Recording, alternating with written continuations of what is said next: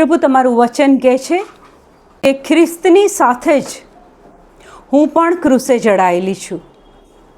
એટલે હવે જે જીવે છે તે હું નથી જીવતી, પણ ખ્રિસ્ત મારામાં જીવે છે. આ મર્ત્ય દેહે હું જે જીવું છું તે મને પુષ્કળ પ્રેમ કરનાર અને મારા માટે પોતાની જાત સમર્પી દેનાર ઈશ્વર પુત્ર ઉપરની શ્રદ્ધાને આધારે જીવું છું. ધન્યવાદ પ્રભુ. ઈસુ તમારી જોડે જડાઈ ગયા છીએ અને તમારી સાથે ત્રીજા દિવસે પુનરુત્થાન પામ્યા છીએ. ધન્યવાદ પ્રભુ. પ્રભુ, એક એક ઘૂંટણ તમારી આગળ ઝૂકશે.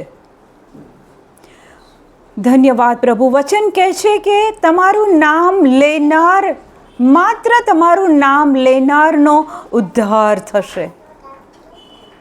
પ્રભુ, તમારા આ પ્રેમ અને તમારી આ યોજના, પ્રભુ તમારું બલિદાન અને અનંતકાળિક જીવન તમારી સાથેનું આ વચનો દ્વારા તમે અમારી આગળ ખોલો છો, એ માટે આભાર માનીએ છીએ. પવિત્ર આત્મા, અમારા સર્વનો તમે કબજો લેજો અત્યારે. Amen. Praise the lord. Okay, સીધા મુદ્દા પર આવીએ. તમને લોકોને ઈસુમાં શ્રદ્ધા છે? Do you have faith in Jesus? કે પછી તમને ઈસુની શ્રદ્ધા છે? શ્રેયા, તને ઈસુની શ્રદ્ધા છે કે ઈસુમાં શ્રદ્ધા છે? ઈસુમાં શ્રદ્ધા છે. ઈસુમાં શ્રદ્ધા છે. Denzy, you have faith in Jesus. Okay, આજે આપણે આ વિષય પર આપણને ઈસુમાં શ્રદ્ધા છે કે ઈસુની શ્રદ્ધા છે એના પર થોડુંક વચનો દ્વારા સમજીએ. આપણને આપણા જીવનમાં જો આ સમજમાં આવી જાય ઈસુની શ્રદ્ધા અને ઈસુમાં શ્રદ્ધા, અને ત્યાર પછી જીવનોમાં જે પરિવર્તન આવે, આ પરિવર્તનો જોવા માટે એક એક્ઝામ્પલ પહેલાં હું તમને કહેવા માગું છું કે આપણા લાઈફમાં ઘણા બધા બ્લેસિંગ્સ અટકી જાય છે. આપણને એવું લાગે કે ઓકે, હવે આ થયું અને પાછું કંઈક અટકી ગયું. તો એ આપણા બ્લેસિંગ્સ આપણે જ બ્લોક કરીએ છીએ. આપણે શું સમજીએ છીએ કે પ્રભુએ મારું ના સાંભળ્યું, મેં તો આટલી પ્રાર્થના કરી પણ ઈસુએ મારો જવાબ ના આપ્યો. ના, એ બ્લેસિંગ્સ તો છે જ. વરસાદમાં તમે છત્રી લઈને નીકળો છો તો એ છાંટા પેલી છત્રીથી રોકાઈ જાય છે. એ પ્રમાણે પ્રભુની કૃપા તો 24 કલાક આપણી પર હોય છે, પણ આપણે એ છત્રી લઈને ઊભા છે, આપણે એ આશીર્વાદોને રોકી દઈએ છીએ. એક એક્ઝામ્પલ કહેવા માંગુ છું. એક છોકરો હતો અને મેરિડ અને ભણેલો ગણેલો, અને લગભગ 6-8 મહિનાથી એની નોકરી જતી રહી. હવે એ છોકરો ખૂબ પ્રાર્થના કરે ને પ્રભુના વચનો બોલે ને બધું ખૂબ જ કરે, પણ નોકરી એને મળે નહીં. ઇન્ટરવ્યૂમાં 3 રાઉન્ડ પૂરા થાય ને છેલ્લે આવીને એ અટકી જાય. એટલે 24 કલાક આખો દિવસે પ્રાર્થના, વચન બધું જ કરે અને તોય સફળતા ના મળે. તો એણે એક પ્રીચરનો અપ્રોચ કર્યો. એટલે પહેલાં પ્રીચરે એની જોડે વાત શરૂ કરી અને પછી પૂછ્યું કે તું પ્રાર્થના કરે છે? તો કે જો આ બુક, આ બધા વચનો હું બોલું છું, આ કરું છું, પેલું કરું છું, બધું કીધું. એટલે પેલા પ્રીચર થોડા મૂંઝવણમાં પડ્યા કે હવે આને હું શું કહી શકું, કારણ કે ઓલરેડી જે વચનોમાં છે, પ્રાર્થનામાં છે, એને હું શું હવે કઈ તરફ દોરી જાઉં.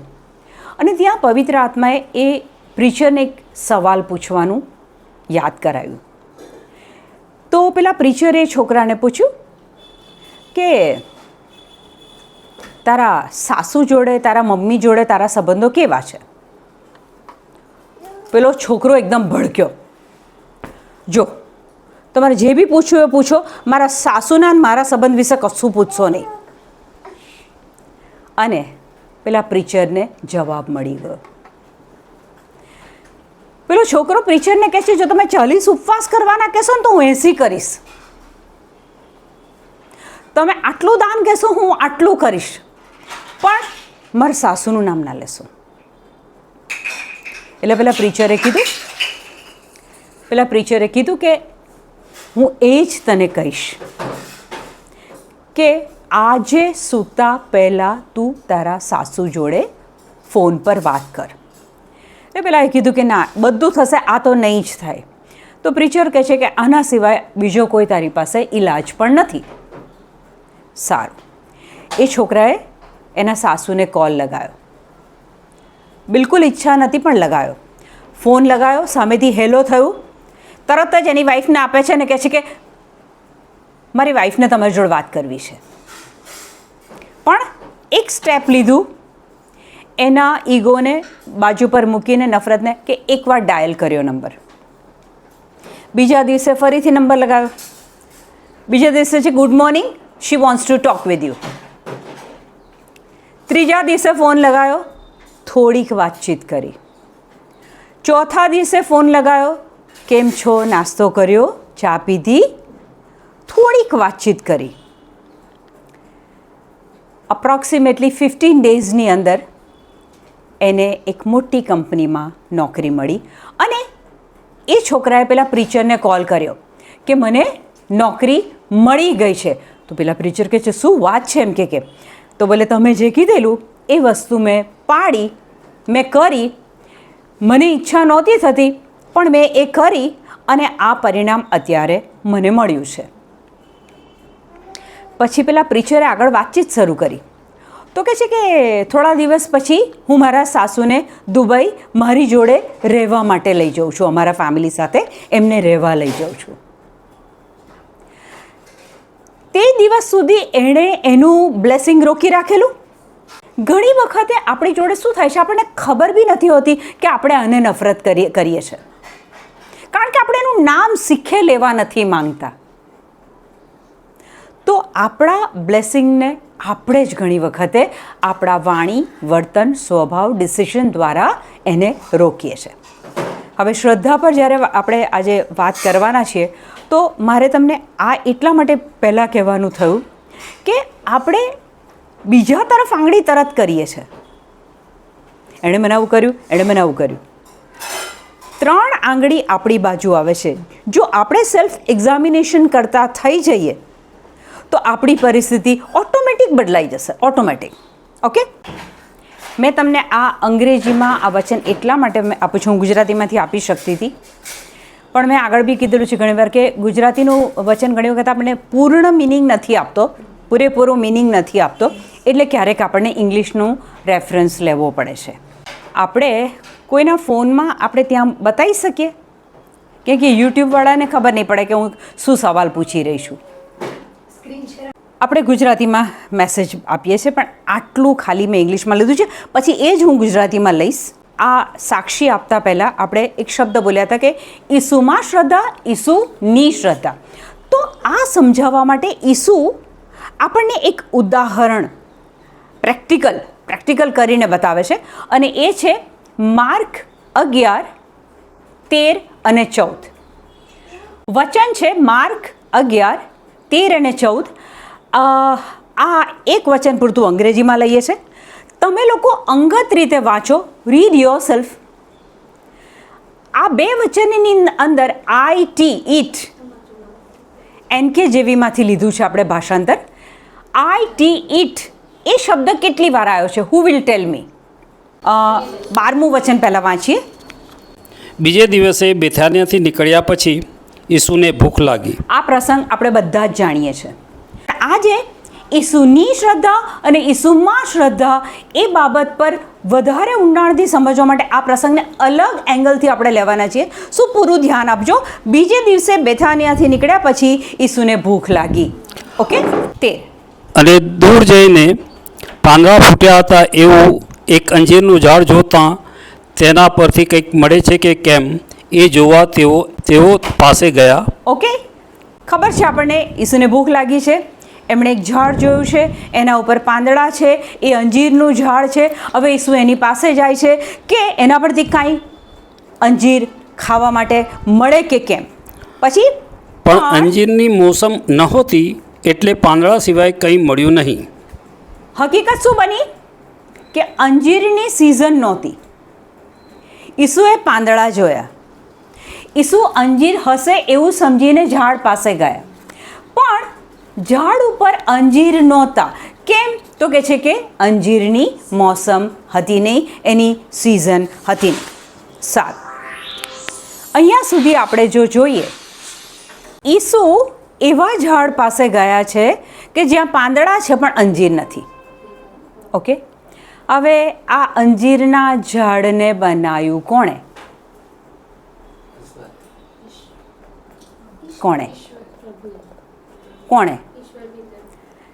યોહાન 1:3 કહે છે જે કાંઈ બન્યું છે તે એના દ્વારા બન્યું છે, એના સિવાય કાંઈ બન્યું નથી. તો આ અંજીરનું ઝાડ બનાવ્યું કોણે? ઈસુએ બનાવ્યું. સારું, તો રમેશભાઈને એક સવાલ પૂછીશ કે માનો કે તમને કેરી ખાવાનું મન થયું, તો તમે જે કેરી ઉગવાની સિઝન નથી એ સિઝનમાં આંબા પાસે જશો કે મને કોઈ કેરી મળી જાય? જશો? નહીં જાઓ? જેની તમને કોઈ ફળ ખાવાનું મન થયું, એ ફળની સિઝન ના હોય ત્યારે એ ઝાડ પાસે એ ફળ લેવા માટે તમે જશો? નહીં જાઓ? દેટ મીન્સ કે તમે લોકો ઈસુ કરતાં હોશિયાર, સ્માર્ટ, ઇન્ટેલિજન્ટ. અહીંયા પાંદડા ઉગેલા ઝાડ પાસે ઈસુ જાય છે. એ ઝાડને બનાવનાર બી ઈસુ પોતે છે. તો શું ઈસુને ખબર નહોતી કે એની મોસમ નથી? તો ઈસુ કરતાં તમે સ્માર્ટ. તો ઈસુ ત્યાં કેમ ગયા જ્યારે ઈસુએ ઝાડ બનાવ્યું છે? ઈસુને ખબર છે કે અંજીરની સિઝન નથી અને ઈસુને ભૂખ લાગી છે, તો ઈસુ કેમ આવા ઝાડ પાસે ગયા કે જે ઝાડ પર પાંદડા છે પણ અંજીર નથી? ના, આ ઝાડ છે ને, અંજીરનું ઝાડ, એની એક તાસીર છે, એની એક ખાસિયત છે કે પાંદડા અને અંજીર ઝાડ ઉપર સાથે આવે. સામાન્ય રીતે આંબાના ઝાડ ઉપર પાંદડા હોય પણ સિઝનમાં જ કેરી આવે. જ્યારે અંજીરના ઝાડની એક ખાસિયત છે કે અંજીર અને પાંદડા એ સાથે ઉગે. બાકીના સમયમાં એ બધું કરમાઈ જાય, એ ઠૂંઠું ઊભું હોય ઝાડનું. બરાબર? તો ઈસુને તો ખબર હતી કે આ એની સિઝન નથી. એ અંજીરના ઝાડે ખાલી પાંદડા ઉગાડેલા અને અંજીર ઉગાડેલા નહીં. જો તમે તમારા જીવનમાં જુઓ તો તમે એવા કેરેક્ટર્સને જોશો કે જે પોતાની જાત માટે વિકાસ કરે છે. પોતે એક મોટી પોસ્ટ પર બેઠો છે કે જ્યાં ઘણા લોકોની એ હેલ્પ કરી શકે એવી સ્થિતિ છે, પણ એ હેલ્પ કરતો નથી કે કરતી નથી. મારી પોસ્ટ ઇઝ મોર ઇમ્પોર્ટન્ટ. મારો સમાજમાં મોભો હોવો જોઈએ. એ મોભાને લઈને કદાચ એ 25 માણસને હેલ્પ કરી શક્યો હોત, પણ એણે પાંદડા ઉગાડ્યા છે પોતા માટે, એણે ડિગ્રી લીધી છે પોતા માટે, એણે પોસ્ટ હાંસિલ કરી છે પોતા માટે, બીજાને હેલ્પ કરવા માટે નહીં. આવા લોકો જોયા છે ને? રાઈટ. તો ઈસુને આ બાબત પસંદ નથી. આગળ 14મા વચનમાં ઈસુ કહે છે, તેથી તેમણે એ ઝાડને કહ્યું. સૌથી પહેલાં તો આ શબ્દ પર ફોકસ આપો. તેથી ઈસુને અંજીર મળ્યું નહીં. હવે આગળના વચનમાં કહે છે, તેથી તેમણે એ ઝાડને કહ્યું, હવે પછી કોઈ તારા ફળ નહીં ખાય. ઈસુએ શું કર્યું? શ્રાપ આપ્યો એને કે આજ પછી તારા ફળ કોઈ નહીં ખાય. તમે માનો કે ટ્રાવેલ કરો છો, ફ્લાઇટમાં બેઠા છો, બાજુની સીટમાં એક વ્યક્તિ બેઠી છે, એ તમારી જોડે કંઈ વાતચીત ના કરે તો તમે એને કશું કહી શકો? ના કહી શકો ને. એ કશું તમને કહેશે, એ તમારી જોડે વાતચીત કરશે તો જ તમે કહી શકો ને. આ ઝાડ ઈસુ જોડે વાત કરે છે. NKJV ઇન રિસ્પોન્સ, અંગ્રેજી બાઇબલ કહે છે, ગુજરાતીમાં કહે છે ઈસુએ કહ્યું, ઝાડને ઈસુએ કહ્યું. અહીંયા વચન, અંગ્રેજી વચન કહે છે ઇન રિસ્પોન્સ. તમને કોઈ કશું કહેશે તો એના રિસ્પોન્સમાં તમે કશું કહેશો ને, એના રિએક્શનમાં તમે કશું કહેશો ને. દેટ મીન્સ કે ઝાડે ઈસુને કીધું છે કશું. કન્ફર્મ. ઝાડ ઈસુ જોડે વાત કરે છે. તમારી સાથે કોઈ ઝાડે વાત કરી છે? નહીં? અચ્છા, તમારી જોડે કોઈ દિવસ ઇલેક્ટ્રિસિટી બિલ આવ્યું હોય, ઉનાળામાં ફૂલ એસી વાપર્યું છે અને ઇલેક્ટ્રિસિટીનું બિલ આવ્યું હોય, તો ઇલેક્ટ્રિસિટીના બિલે તમારી જોડે વાત કરી છે? હા, ચિંતા, આટલું બધું આવ્યું? એ બિલ તમારી જોડે વાત કરે છે. કમરના દુખાવા તમારી જોડે વાત કરે છે? ઢીંચણના દુખાવા તમારી જોડે વાત કરે છે?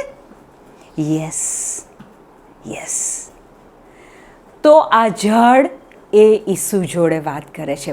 ઈસુની મજાક ઉડાવે છે કે તું મારી પાસે ફળ ખાવા આવ્યો છે, તને પાંદડા મળશે, ફળ નહીં મળે. આજે મને ને તમને પ્રભુ કહે છે, આ ઉંમર સુધી મોટા થયા છો, લગ્ન કર્યા છે, બાળકો થયા છે, પ્રભુના રાજ્યના કેટલા ફળ ઉગાડ્યા, કેટલા આત્માઓને એ પ્રભુના વચન તરફ દોરી ગયા, કેટલાને એ સત્યની વાણી શીખવાડી. ઉપર આ ફળ લઈ જવાના છે. આપણે ઉપર જઈશું ત્યારે એમ કહીશું કે મારી પાસે આ કાર, આ ઘર, આ પ્રોપર્ટી, આટલું સોનું. પ્રભુ કહેશે સોરી, હું આ બધું ઓળખતો જ નથી. જેને ઈસુની શ્રદ્ધા હશે એના જીવનના કાર્યો, શબ્દો, નિર્ણયો અને પરિણામો અલગ જ હશે. આજે પ્રાર્થના રાખી, વરસાદ પડશે, પછી કેટલા પાછા જઈશું? શ્રદ્ધા ક્યાં ગઈ? મરિયમ પગ પાસે બેઠી હોય છે, માર્થા કહે છે કે એને કહો કે મને હેલ્પ કરે. ઈસુ કહે છે કે એણે જે માર્ગ પસંદ કર્યો છે ને એ એની પાસેથી લેવામાં નહીં આવે. જ્યારે તમે આજે પ્રભુ વચન સાંભળવા માટે આવવા ઈચ્છા કરો તો પ્રભુ તમારો માર્ગ ખોલે છે. હવે પેલું જે અંગ્રેજી મેં વચન આપ્યું છે એ કોણ વાંચશે ઇંગ્લિશમાં? I think Denzy. And seeing from afar a fig tree having leaves, he went to see if perhaps he would find something on it. On it. ઈટ પર ફોકસ રાખજો. એક વાર ઈટ આવ્યું, પછી When he came to it, એટલે કે ઝાડ પાસે આવ્યા, second time, he found nothing but leaves, કશું મળ્યું નહીં, ખાલી પાંદડા મળ્યા. for it was not the season It was not the season for figs. હા. In response, Jesus said to it, Jesus said to it. હવે ઈસુ ઈટ, ઝાડની જોડે વાત કરે છે, ઝાડની જોડે બોલે છે. તમે કદી એ ઝાડની જોડે બોલ્યા છો? તમે એ દુખાવા જોડે બોલ્યા છો? એ ઈટ જે છે ને એ બહુ ખતરનાક છે. એ દુખાવો હોઈ શકે છે, સંબંધોની ખટરાક હોઈ શકે છે, કોઈ પણ રૂપમાં ઈટ એ તમારી પાસે આવી શકે છે. Let no one eat fruit from you ever again. And his disciples heard it. This is very important. Tree, ઝાડે ઈસુ જોડે વાત કરી. પછી ઈસુએ ઝાડ જોડે વાત કરી અને એને શ્રાપ આપ્યો કે તારા ફળ કોઈ નહીં ખાય. આ આખો એક પ્રસંગ બન્યો અને વચન કહે છે કે ડિસાઇપલ્સ, શિષ્યો આ બધું સાંભળતા હતા. આ સૌથી મહત્વની બાબત છે. હું આના પર આગળ જોઉં છું. ઝાડ ઈસુ જોડે, ઈસુ ઝાડ જોડે વાત કરે છે, બધું શિષ્યો ધ્યાનથી સાંભળે છે. હવે સીધા આપણે જઈએ છીએ માર્ક 11:20 વચન. બીજા દિવસે પરોઢિયે ત્યાં થઈને જતા તેઓએ જોયું તો અંજીરનું ઝાડ ઠેઠ મૂળમાંથી સુકાઈ ગયું હતું. The tree dried up from the root. Okay, શિષ્યોએ બધું આગલા દિવસે જોયેલું. હવે બીજા દિવસે ત્યાંથી ફરીથી પસાર થવાનું થાય છે અને તમને શું લાગે છે કે રેન્ડમલી ત્યાંથી પસાર થયા હશે? ઈસુ ઈચ્છે છે કે હું અને તમે આ ઈસુની શ્રદ્ધાને પકડી લઈએ. જો ઈસુમાં શ્રદ્ધા હોય ને, એ લોકો એ ઈસુ સાથે વાત કરે. મેં કીધું કે કમરનો દુખાવો તમારી જોડે વાત કરે. ઓકે, ઈસુમાં જેને શ્રદ્ધા છે એ પ્રાર્થના કરે છે, ઈસુ જોડે વાત કરે છે, આ બધું કરે છે. ઈસુ રાત્રે પર્વત પર જતા હતા, આખો દિવસ લોકો સાથે વિતાવતા હતા. બધા ઊંઘી જાય ત્યારે ઈસુ શું કરે? પર્વત ઉપર જાય અને પોતાની આધ્યાત્મિક બેટરીને ચાર્જ કરે. ઉપર જાય અને પરમેશ્વર પિતા જોડે વાતો કરે, ત્યાંથી શક્તિ લે. બીજા દિવસે કયું મિશન પૂરું પાડવાનું છે એ બધું પિતા પાસે ચર્ચા કરે, એમની પાસેથી સલાહ લઈ લે. અને નેક્સ્ટ ડે જ્યારે એ પર્વત પરથી નીચે ઉતરે અને લાઝરસને જ્યારે મૃત્યુમાંથી પાછો સજીવન કરવાનો આવે ત્યારે ઈસુ પ્રાર્થના નહીં કરે.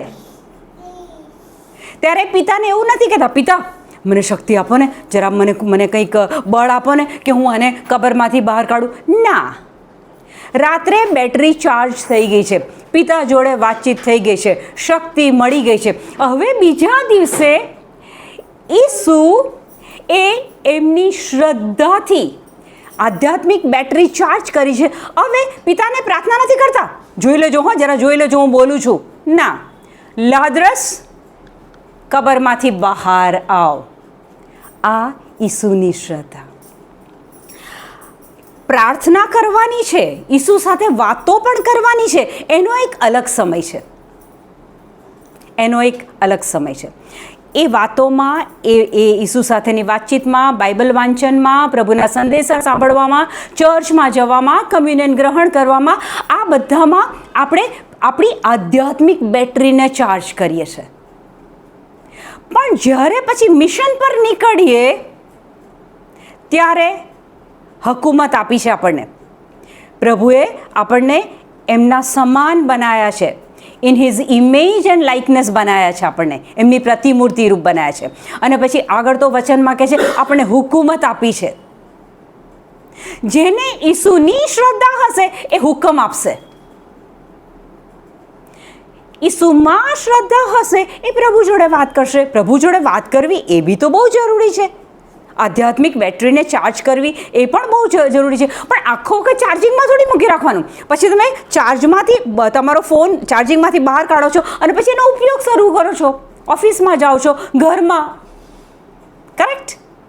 તો આ બંને બાબત જરૂરી છે. ઈસુમાં શ્રદ્ધા હોવી એ પણ જરૂરી છે અને ઈસુની શ્રદ્ધા હોવી એ પણ જરૂરી છે.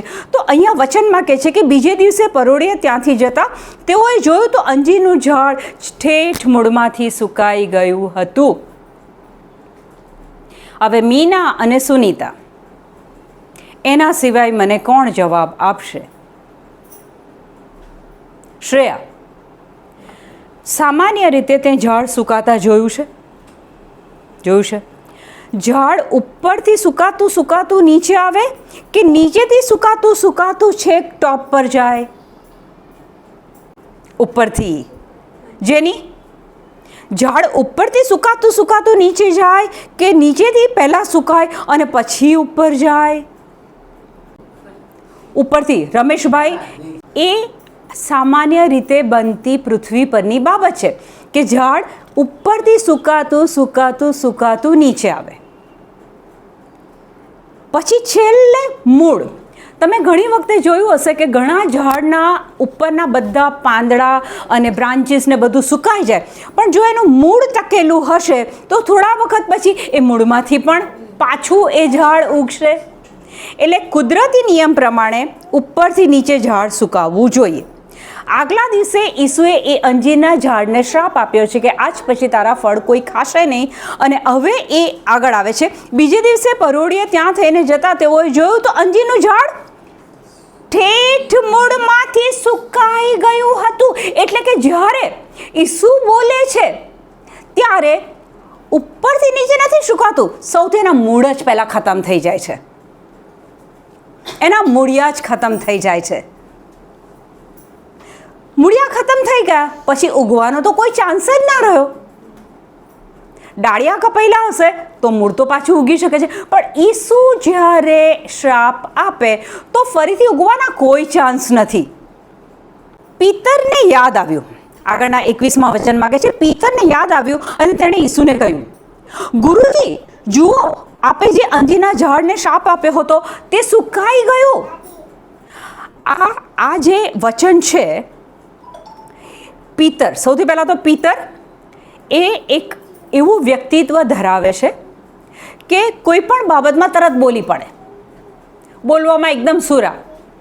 કશું હોય તો પેલા ઈસુ કહે છે કે મારે મરવું પડશે તમારા, તરત જ ઈસુને સાઈડ પર લઈ જાય છે અને કહે છે કે તમે કેમ આવું બોલ્યા અને તમારું આવું ના થાય ને. ઈસુ શું બોલે છે? હટ શૈતાન, તું દુનિયાવી રીતે જોવે છે. પણ પિતર હંમેશા બીજા શિષ્યો કરતાં બોલવામાં એકદમ જ આગળ હોય છે, તરત બોલી પડે છે. અહીંયા પિતર પોતે બોલે છે.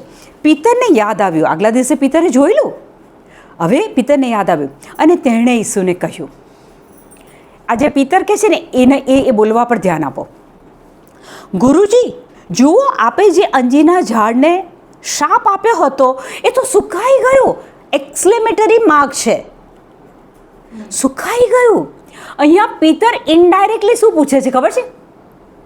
પિતરને ખબર છે કે ઝાડ તો ઉપરથી સુકાય અને છેલ્લે મૂળ સુકાય, પણ આ તો કહે છે પહેલાં મૂળ સુકાય છે. આ પૂછવામાં, આ બોલવામાં પિતરનો ભાવ એવો છે કે ઈસુ તમે આ કેમનું કર્યું અમને બતાવો ને. Let us know how you did it. Correct. હવે આપણા માટે સમજવાનું આવે છે. ઈસુએ જવાબમાં તેઓને કહ્યું, તમારી પાસે પેન હોય તો તેઓને શબ્દ એ ઘરે જઈને વાંચજો, આ ફરીથી વાંચજો, આ વિડીયો બી જોજો ને આ વાંચજો. ઈસુ કોને કે સવાલ કોણે પૂછેલો? પિતરે. બરાબર. હવે ઈસુ એવું કહી શકતા હતા કે પિતર, અને પાછા પિતર કોણ? પહેલા પોપ,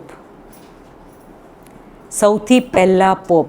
એટલે ઈસુ ફક્ત પહેલા પોપને નથી કહેતા, ઈસુએ તેઓને કહ્યું, બધા જ શિષ્યોને કહ્યું. આજે તમારી જાતને ત્યાં મૂકી દો, આજે ઈસુ તમને કહે છે. ઈસુએ પહેલાં પોપને ખાલી નથી કીધું. આ બાબત ફક્ત પોપને લાગુ નથી પડતી, મને અને તમને, દરેક એક વ્યક્તિને માટે ઈસુ કહે છે.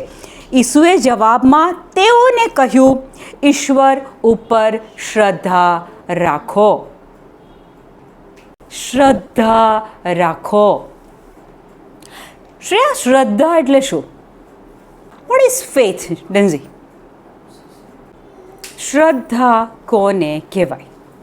જો આખો ભાર દારોમદાર ઈશ્વર ઉપર શ્રદ્ધા રાખો.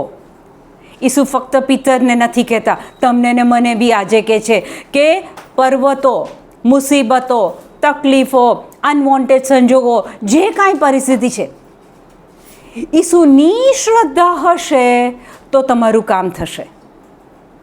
તો એના માટે એક પહેલી ગુરુ ચાવી આપે છે, ઈશ્વર ઉપર શ્રદ્ધા રાખો. રમેશભાઈ, શ્રદ્ધા એટલે શું? જેની આશા રાખે છે એની ખાતરી, જે જોયું નથી એનો પુરાવો. પણ આપણે સિમ્પલ રોજની ભાષામાં વાત કરીએ તો શ્રદ્ધા એટલે કે અદૃશ્યને જોવાની ક્ષમતા, faith is the ability to see the unseen, જે જોયું નથી. શ્રદ્ધા એ સ્વર્ગનું નાણું છે. હિલિંગ સાજાપણું જોઈએ છે.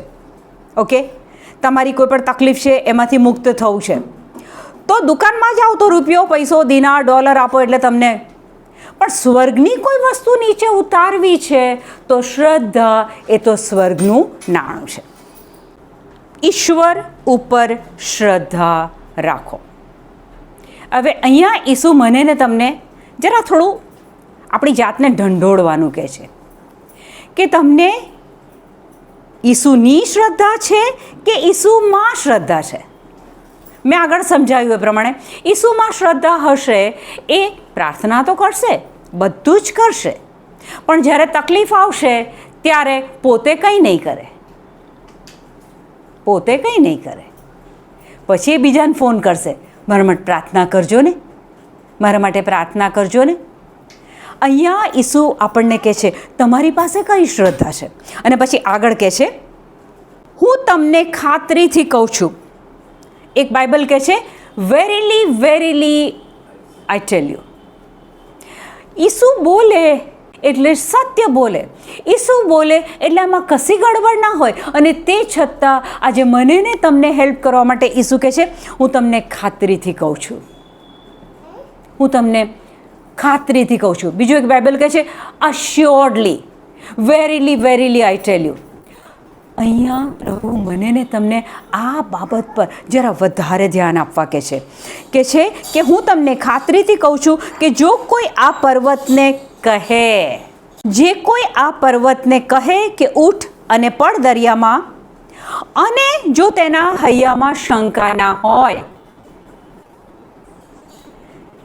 ઘણા લોકો બોલે છે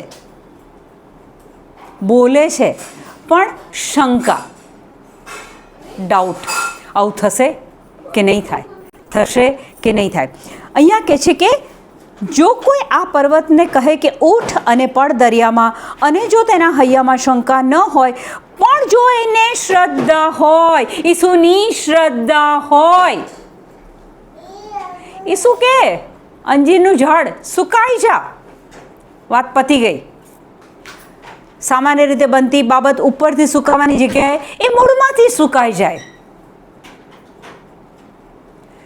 આપણે જેટલા લોકો હમણાં આટલા વખતથી સેશન્સમાં બેસીએ છીએ એ લોકો માટે આ આજે ધ્યાન ધરવા જેવી બાબત છે.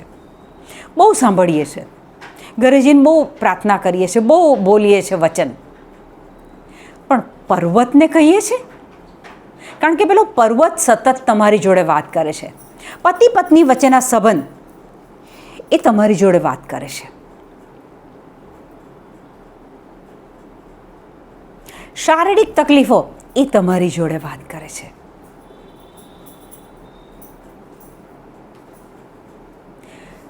તમને કોઈના માટે નફરત છે, ગુસ્સો છે, અણગમો છે, વેરભાવ છે, એ તમારા બ્લેસિંગ્સને રોકે છે.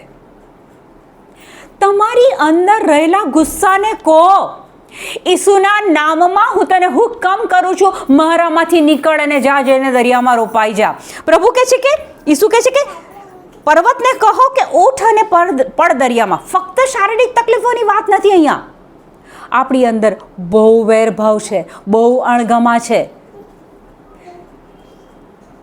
મેં એવું કહેતા ખાસ સાંભળ્યા છે, આપણે કોઈ વ્યક્તિ ના ગમતી હોય પછી આપણે એના વિશે કંઈ વાત કરીએ ને, ફોરગેટ અબાઉટ હિમ, ફોરગેટ, ભૂલી જાઓ. તમે એ વ્યક્તિને ભૂલવા તૈયાર છો, આખા સંબંધને તમે ભૂલવા તૈયાર છો. Forget about that person, I don't want to remember. મને એની યાદ ના અપાવો. પેલો છોકરો મેં શરૂઆતમાં કીધું, મારા સાસુની વાત નહીં કરવાની, ત્યાં જ એનું બ્લેસિંગ અટકી રહેલું. આપણો કયો એરિયા એવો છે? ઉઠીએ છીએ, ખાઈએ છીએ, નોકરી કરીએ છીએ, કામ કરીએ છીએ, પ્રાર્થના કરીએ છીએ, બાઇબલ વાંચીએ છીએ અને રાત્રે સૂઈ જઈએ છીએ. ચોક્કસ સરસ જીવન જીવીએ છીએ, પણ કઈ વ્યક્તિ હજી તમારા જીવનમાં એવી છે કે જેના માટે તમારા માટે નફરત કે અણગમો છે. એ નફરત એને અસર નથી કરતી, એ નફરત તમને અસર કરે છે. અને આજે પ્રભુ આપણને કહે છે કે એ પર્વતને કહો, એ ગુસ્સાને કહો, એ અણગમાને કહો કે ઉઠ, જા જઈને દરિયામાં પડ. અને જો તેના હૈયામાં શંકા ના હોય, પણ જો તેને શ્રદ્ધા હોય, ઈસુની શ્રદ્ધા હોય કે હું જે કહીશ તે થશે જ, તો એ પ્રમાણે અચૂક થશે. આ અઘરી એક્સરસાઇઝ છે. કોઈ વ્યક્તિને દુખાવો થાય છે, અને આપણા સેશનમાં આપણે ઘણી વખત આ જોયું છે કે આપણે એ કમરના દુખાવા પર, એટલે કમર પર હાથ મૂકી અને ઈસુના નામમાં એને કહીએ તો એ નીકળી જાય છે. પણ આપણી અંદર જે ઘર કરીને બેઠું છે એને કોણ કાઢશે? કોણ કાઢશે? ચર્ચમાં જવાનું, પછી પ્રવૃત્તિઓમાં આગળ ભાગ લેવાનો,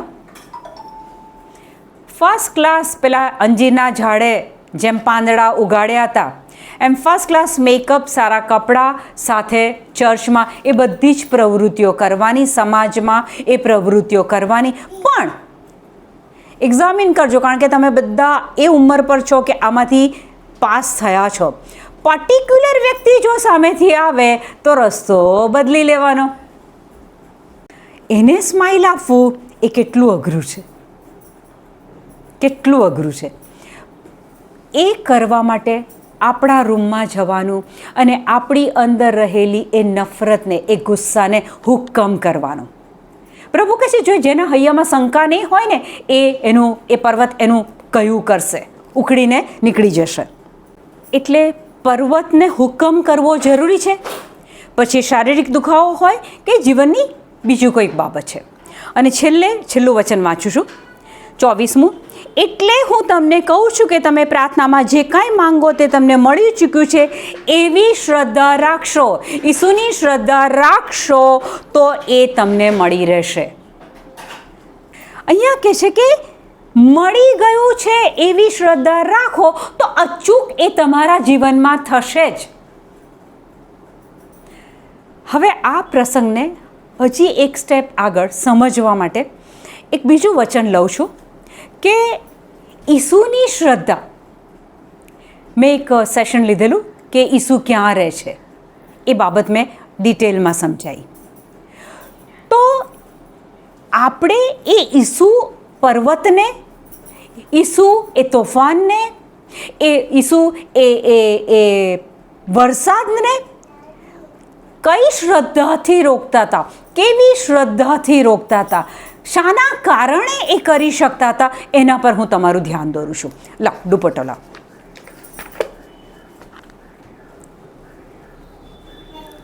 હવે આ દુપટ્ટો મારા હાથમાં છે, બરાબર? ઓકે.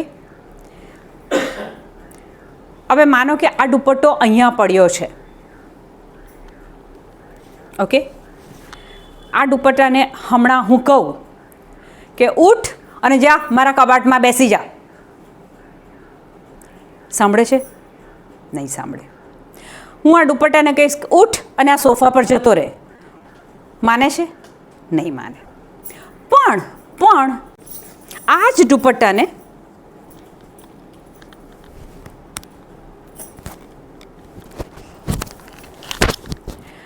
દુપટ્ટો ક્યાં છે? મારી ઉપર. મારો હાથ ક્યાં છે? દુપટ્ટાની અંદર. હવે માનો કે આ મારો હાથ હું આગળ લાવું તો દુપટ્ટો આગળ આવ્યો. મારો હાથ હું પાછળ લઈ ગઈ તો દુપટ્ટો પાછળ ગયો. મારો હાથ હું ઉપર લઈ ગઈ, દુપટ્ટો ઉપર ગયો. કેમ? કારણ કે જીવિત હાથ અંદર છે, દુપટ્ટો નિર્જીવ છે. દુપટ્ટો નિર્જીવ છે, હું જીવતી છું. આ હાથમાં જીવ છે, એટલે અંદરથી મૂવમેન્ટ થાય છે તો નિર્જીવ વસ્તુ પણ હાલવા માંડે છે. આટલું સમજાયું? હવે આ સમજવા માટે ગલાતિયા 2:20 કાઢો. હવે સંત પાઉલ આ વચન બોલે છે, અને સંત પાઉલ કેવા છે? જે શિષ્યો ઈસુ સાથે 3 વર્ષ હરતાતા ફરતાતા એમાંના નથી. સંત પાઉલ કેવા છે કે જે ઈસુની વિરુદ્ધમાં હતા, ઈસુ સંઘની વિરુદ્ધમાં હતા. ઓકે, તમને ખબર છે કે એકવાર ઈસુ સાથે એન્કાઉન્ટર થાય છે. ત્યાર પછી સંત પાઉલ શું કરે છે કે 3-3.5 વર્ષ એકાંતમાં જતા રહે છે અને શાસ્ત્રનું પઠન કરે છે, અભ્યાસ કરે છે. અને ત્યારે પવિત્ર આત્મા એમને બધા રેવેલેશન્સ, ખુલાસાઓ આપે છે. એટલે સંત પાઉલના પત્રો જો તમે વાંચો તો કંઈક અલગ લેવલ પર આધ્યાત્મિકતા એ લઈ જાય છે. એ પોતે અનુભવ કરે છે અને પછી આ પત્રોમાં એ લખે છે. હવે આપણા માટે સમજવાની બાબત છે કે દુપટ્ટો તો નિર્જીવ છે, હું તો નિર્જીવ છું, પણ દુપટ્ટો ક્યારે હાલે છે? દુપટ્ટો ક્યારે, નિર્જીવ દુપટ્ટો ક્યારે હાલે છે, ક્યારે કામ કરે છે, ક્યારે કયું કરે છે?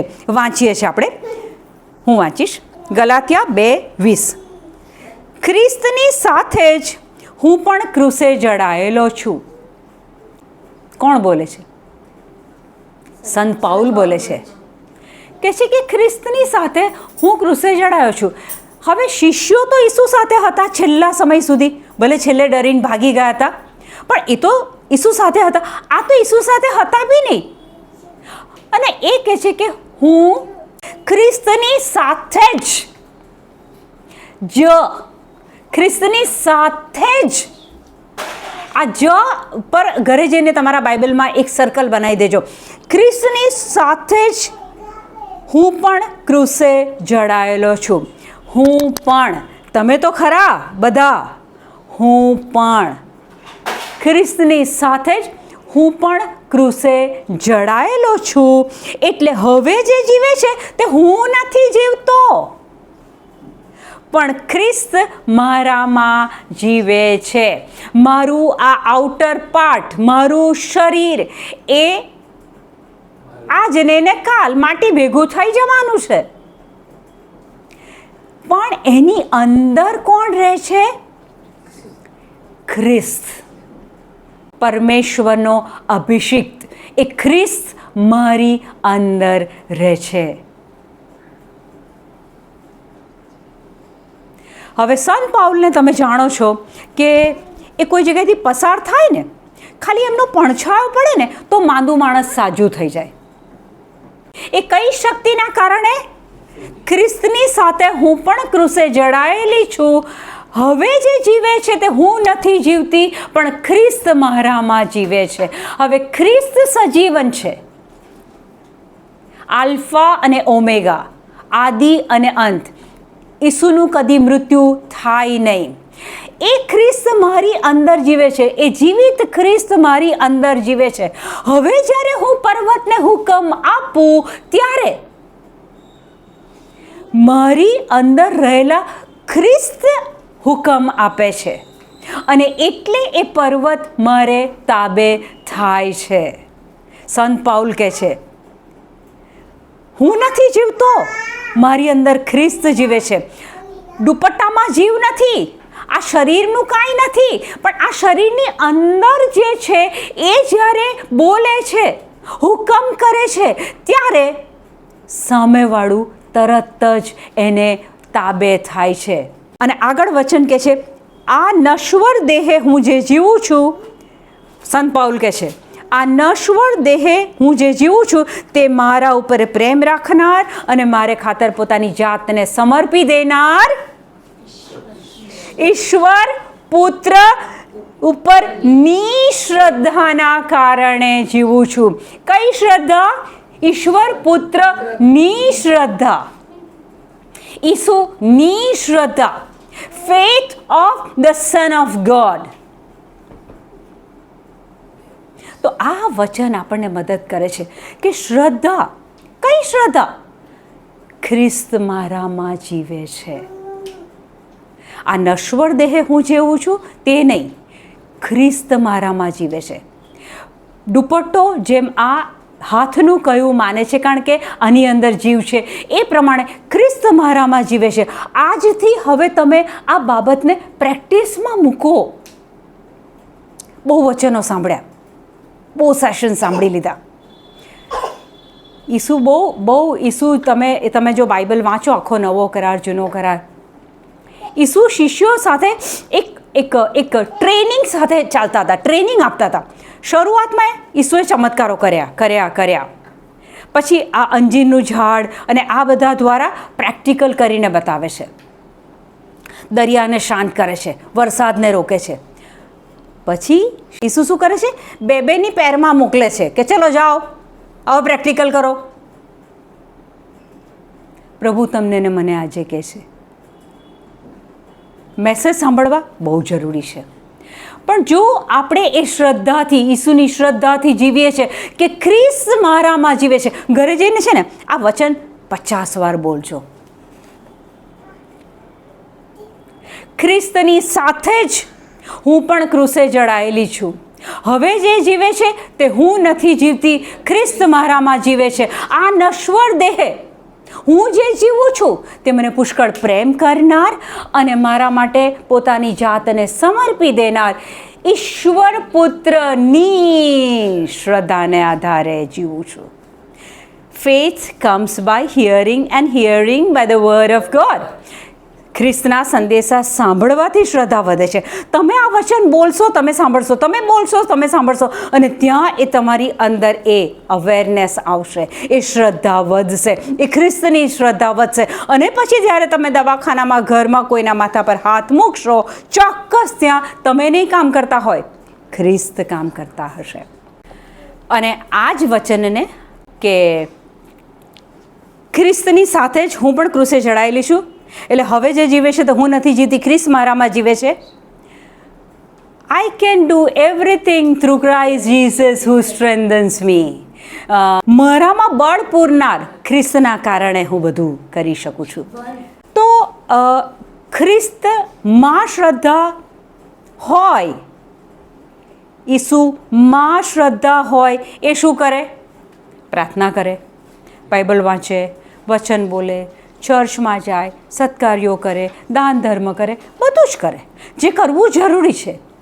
પણ એટ ટાઈમ્સ એવો સમય આવે કે જ્યારે ઈસુની શ્રદ્ધા લઈને કામ કરવું પડે, હુકુમત ચલાવવી પડે, હુકમ કરવો પડે.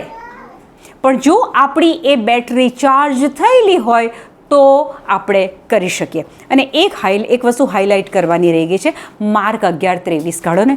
હું તમને ખાતરીથી કહું છું કે જો કોઈ, અંગ્રેજી બાઇબલ કહે છે હુએવર, જો કોઈ આ પર્વતને કહે, જો કોઈ, હુએવર, જે કોઈ, જો કોઈ, હુએવર એટલે શું?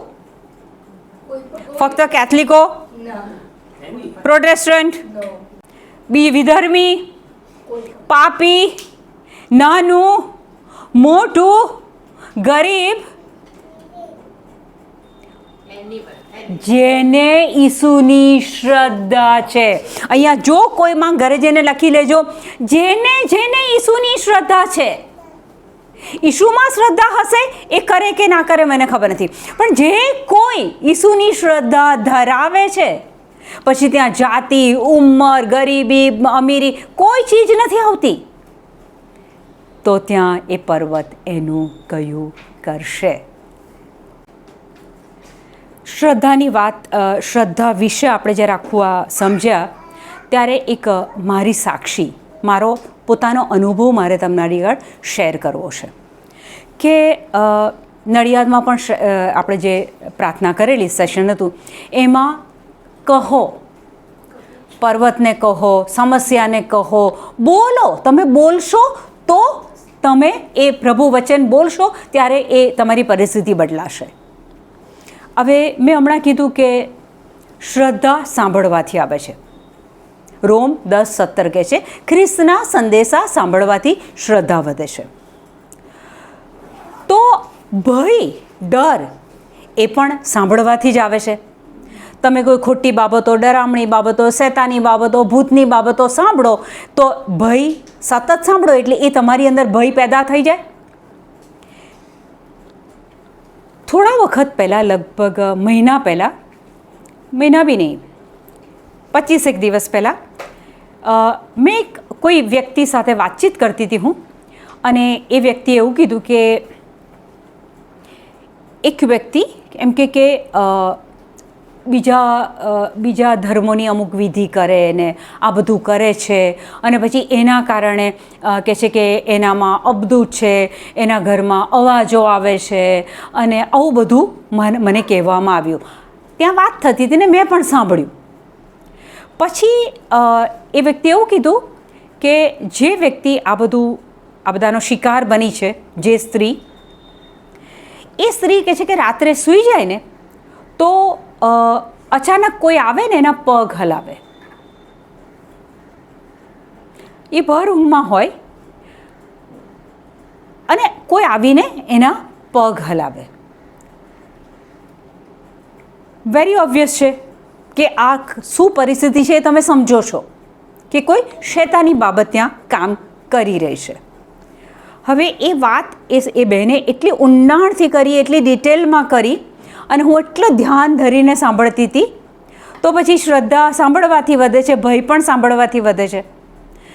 તો એ વાત મેં સાંભળી, હું ઘરે બી આવી ગઈ, પણ એ વસ્તુ મારા માઇન્ડમાં કામ કર્યા કરે છે કે રાત્રે બાઈ સૂઈ જાય ત્યારે કોઈ પગ હલાવે, જોવે તો કોઈ દેખાય નહીં પણ પગ હલાવે છે. એ ભય મેં એ વાતને મારા સ્મરણમાં રાખી એટલે ધીરે ધીરે એ ભય મારી અંદર આવવા લાગ્યો. અને રોમ 12:2 કહે છે કે તમારા મનનું નવીનીકરણ કરો, વચન સાથે તમારા વિચારોને, મનને અલાઇન કરો, એટલે એની સાથે અલાઇન કરી દો, જોડી દો. તો મારી સાથે એવું બન્યું કે હું સૂઈ જાઉં, પછી મને સૂતી વખતે જ પેલો વિચાર આવવા લાગે. ઊંઘ આવે પહેલાં જ મને પેલો વિચાર આવે. અને પછી ક્યારેક મને એવો અનુભવ થાય કે મારો પગ હાલે છે. પેલી વાતને મેં ઘડી મારા સ્મરણમાં લાયા કરી, એટલે હવે પેલી બાબતને મારી અંદર કામ કરવા માટે એક જગ્યા મળી ગઈ. એક રાત તો એવી આવી કે હું સૂઈ ગયેલી અને મારો પગ ઊંચો એટલે કે બેન્ડ કરીને હું સૂઈ ગયેલી. ઓકે, રિપીટ કરવાની જરૂર છે કશું? સારું. એટલે એ રાત્રે હું સૂઈ ગઈ તો મારા બંને પગ એટલે કે ઢીંચણ ઊંચા હતા. તમે સમજો છો એંગલ કેવો હોઈ શકે? હું જેડનને બતાવી શકું છું એના પગ કેવી રીતના અમારા પગ હતા એ બતાવી શકું છું.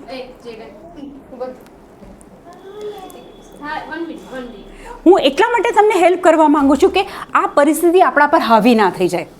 હું આ રીતે સૂતી હતી અને મારો બંને પગ મારા આ રીતે ઓકે, અને સમથિંગ હેપન્ડ અને મારો પગ સટ્ટ દઈને આમ પડ્યો. સ્લોલી નથી પડ્યો, જોરથી પડ્યો. હવે એ વખતે જો આ પુષ્પા પાસે પ્રભુ વચન ના હોત, જો આ પુષ્પા પાસે અવેરનેસ, સભાનતા ના હોત તો શું થાત? ડરી જવાય, ગભરાઈ જવાય, મારા ઘરે ભૂત આવ્યું, મારી આગળ શૈતાની શક્તિ. ઓન ધ સ્પોટ મેં રાત્રે બોલવાનું શરૂ કર્યું, God has not given me a spirit of fear and timidity but power, love and sound mind. પ્રભુએ મને ડરનો આત્મા નથી આપ્યો.